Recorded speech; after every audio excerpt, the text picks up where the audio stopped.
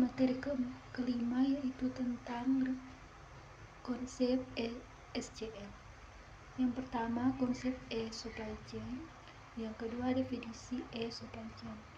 Menurut Turban ESCM merupakan kolaborasi dari penggunaan teknologi untuk memperluas B2B dan meningkatkan kecepatan, kelincahan, pengendalian tepat waktu, dan kepuasan pelanggan.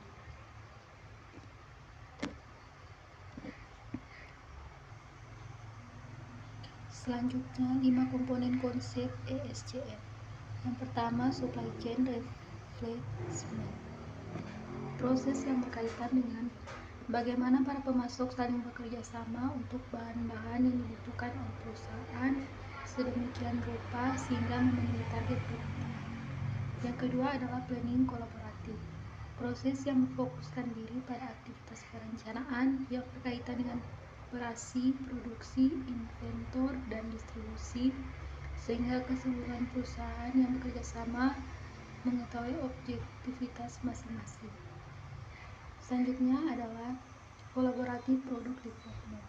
Proses yang berkaitan dengan aktivitas penciptaan produk atau jasa yang membutuhkan kerjasama.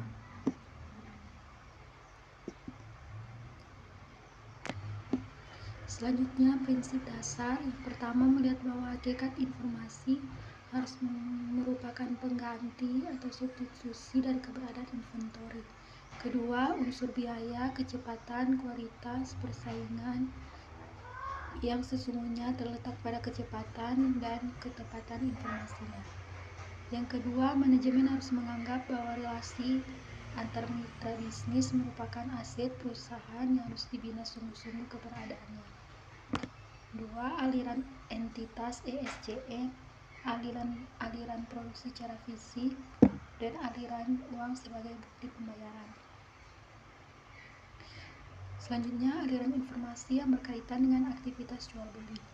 Ketiga, aspek pengembangan ESCM. Yang pertama, ada energies the organization.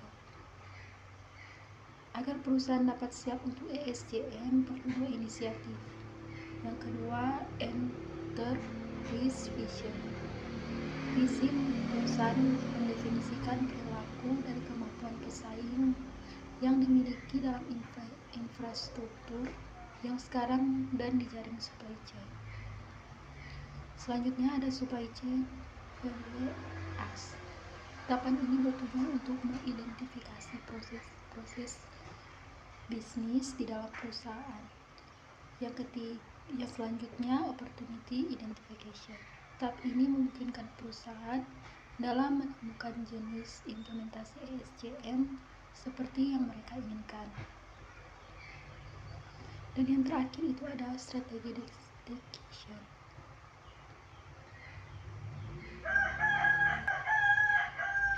Selanjutnya aspek pengembangan ESCM. Yang pertama, customer management.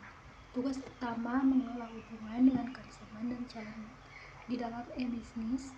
Manfaat pendaftaran antara lain memudahkan perusahaan dalam mengenali pelanggan, memberikan banyak kegunaan bagi pelanggan terkait berdasarkan keinginan, kebutuhan, dan karakteristik untuk masing-masing. Yang kedua adalah katalog manajemen. Nah, katalog manajemen di sini adalah memusatkan diri pada produk atau jasa yang ditawarkan oleh perusahaan seperti jenis produk, deskripsi, karakteristik, spesifikasi, informasi tambahan berupa harga dan stok, barang, gambaran produk dalam multimedia, produk digital yang ditawarkan pula sebagian dari produk. Selanjutnya ada order management. 2 aliran kegiatan yang harus dicermati yaitu aliran informasi dan keuangan. Kompleksitas jual beli mulai tampak. Perbedaannya dengan dunia nyata yaitu yang dipergunakan adalah dokumen berbasis elektronik. Selanjutnya, perusahaan harus yakin terlebih dahulu bahwa pembayaran telah diterima dari konsumen. Selanjutnya, delivery management. Delivery management ini merupakan pengiriman produk yang dibeli ke pihak konsumen untuk barang digital. Pengiriman dapat dilakukan lewat email, fisik dibutuhkan aktivitas pengiriman produk oleh kurir. Beberapa informasi yang diperlukan yaitu tanggal produk diambil, kurir yang dipercayakan untuk mengirim produk, tipe pengemasan, packaging, durasi, dan sebagainya. Selanjutnya ada inventory management. Inventory management ini adalah inti dari pengelolaan, yaitu kapan pengambilan produk dari gudang. Nah, selanjutnya yang terakhir extra price network value. Dalam manajemen supply chain kerap dikenal istilah 3 teknologi, yaitu yang pertama intranet. Intranet ini adalah jaringan yang menghubungkan seluruh karyawan pertama perusahaan tanpa mengenal batas geografis.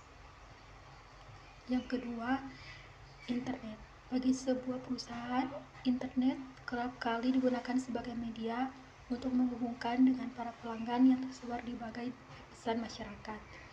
Yang terakhir, extranet. Dihubungkan sebagai jaringan perusahaan dengan mitra kerja tersebut adalah untuk mempercepat proses pengadaan sebuah barang dan menurunkan biaya-biaya yang tidak perlu semacam gudang dan transportasi.